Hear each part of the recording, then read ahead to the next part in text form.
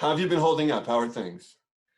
I'm okay. I think it's very important to take every day as like a series of waves. Like I sort of feel like a very small boat, a very big ocean, and you just have to kind of deal with what's directly in front of you. And I've always been a person that's very much like in the future. So much of my life is planned of like you're going to spend 4 months here and 4 months there. So it's quite a nice exercise actually to just stay still. It's something I'm not really used to. Yeah, I would think I always find that fascinating for someone like a creative, artistic person. Is that exceptionally hard? Are you finding other ways to be creative and finding other outlets? Um, this sounds ridiculous, but I think I'm just like being my age potentially for the first time in a really long time, or even regressing a little bit. It's like I'm deeply indulging my teenage, like, I'm gonna dye my hair bright red and collage a whole room and listen to the Smiths and cry and, all of that ridiculous adolescent stuff. Why And not? grow Tell me more. plants. I'm growing lots of plants. That's a I love new it. new hobby. Awesome. Very, very cool. Talk about being part of this fabulous film. And this looks like just a dream project and so much fun and so just would have been so much fun to actually make. Talk about just how great it was to be part of this world as you were putting it together. It was beautiful. It was the perfect group of people in the perfect setting, like with a wonderful project to get to be creative on. And it was summer camp with corsets and lots of horses and the house that we spent the majority of the time filming in.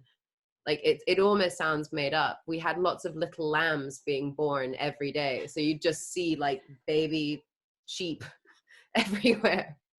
It was glorious, truly glorious. And what about this character appealed to you, and how did you want to make her your own?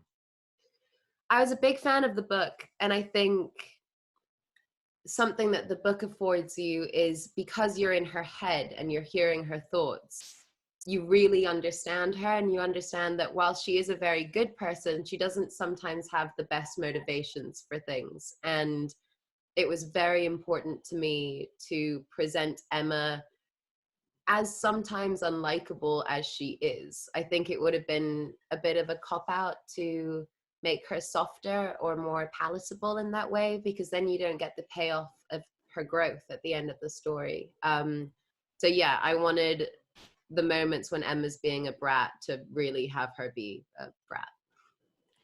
How great is it for you at this point in your career where you're doing so many different, varied, wonderful characters and wonderful things? Everyone's kind of seen you rise over the last few years. Must feel like you're in a great place. And just talk about that feeling of just how far you've come and being able to show your talents. Um, I feel incredibly lucky and very, very humbled that the wonderful people that I get to work with want to work with me too. I think I think the thing I'm most pleased about is that the enthusiasm that I have for making movies or for making art and collaborating with these incredible people really hasn't gone away. I still wake up with that same excitement, and I still have that thrill when we get that take just perfectly right and we all know it, and it's that magic moment. I think I feel very lucky that the projects that have come my way have allowed me to potentially stay out of a section where people just put me in a box and make me do that over and over again.